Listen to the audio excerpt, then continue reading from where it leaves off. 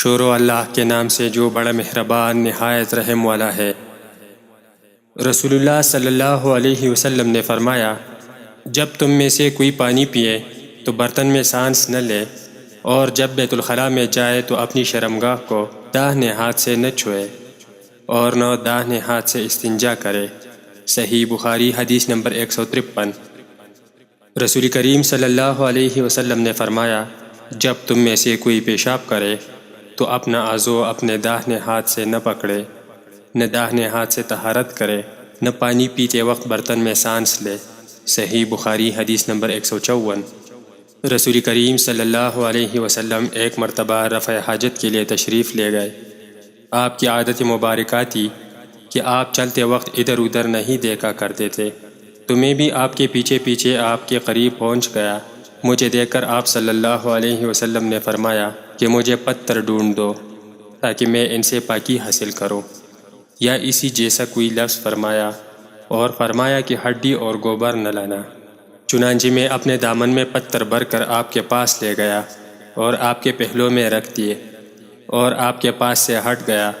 جب آپ قضاء حاجت سے فارغ ہوئے تو آپ نے پتھروں سے استنجا کیا۔ صحیح بخاری حدیث نمبر 155۔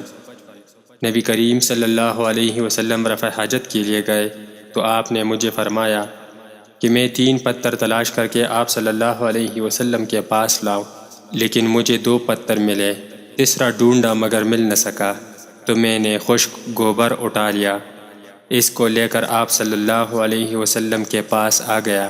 آپ صلی اللہ علیہ وسلم نے پتھر تو لے لیے مگر گوبر پھینک دیا اور فرمایا، یہ خود ناپاک ہے۔ صحیح بخاری حدیث نمبر 156۔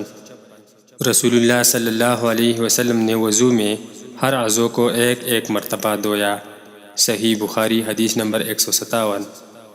نبی کریم صلی اللہ علیہ وسلم نے وضو میں اعضاء کو 2 بار دھویا۔ صحیح بخاری حدیث نمبر 158۔ حضرت عثمان بن عفان رضی اللہ تعالیٰ عنہما نے پانی کا ایک برتن مانگا اور لے کر پہلے اپنی ہتھیلیوں پر 3 مرتبہ پانی ڈالا، پھر انہیں دھویا۔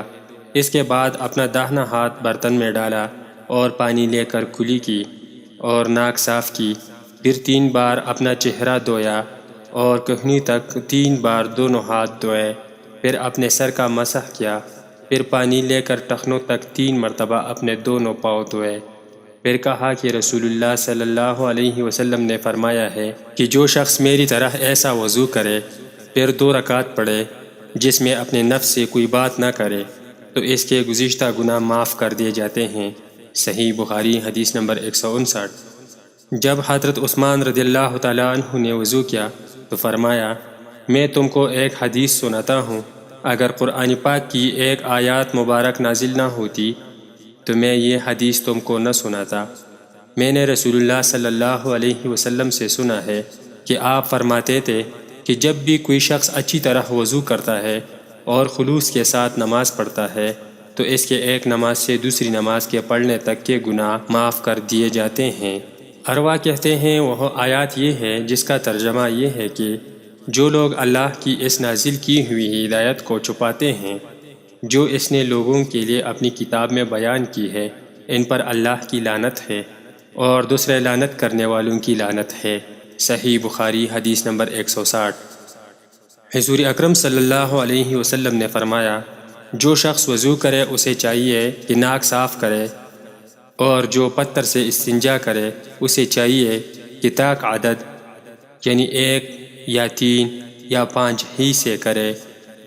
صحیح بخاری حدیث نمبر 161۔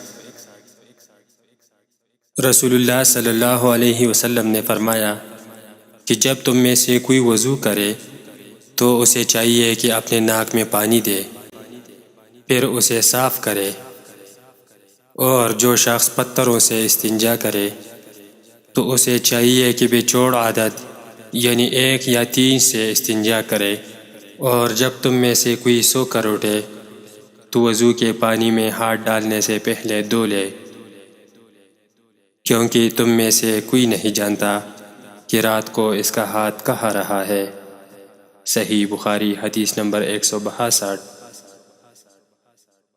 ایک مرتبہ رسول اللہ صلی اللہ علیہ وسلم ایک سفر میں ہم سے پیچھے رہ گئے، پھر تھوڑی دیر بعد آپ صلی اللہ علیہ وسلم نے ہم کو پا لیا اور عصر کا وقت آ پہنچا تھا۔